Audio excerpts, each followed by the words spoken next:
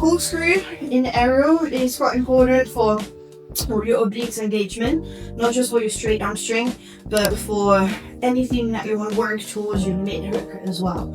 The best way is to start with the knees. Yeah, so you can stay the knees. We want to try to lift the sacrum off and try and come into our lower abs and mid abs engagement.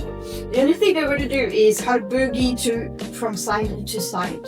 Yeah, so you can do the dynamic version coming down to one side, down to the other side, but because in aerial we do a lot of like holding in place, it's important to try and also work into that isometric hold, so actually staying there and finding your twist.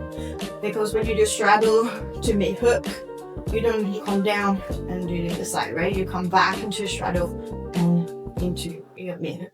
Once you feel a bit more confident with this, you can come all the way and then lower yourself a bit more, like you hike it, and then try and do the same into your hike.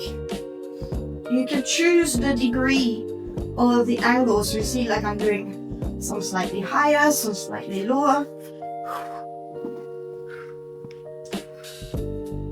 Yeah, but make sure that you really work through that core compression from the bottom up.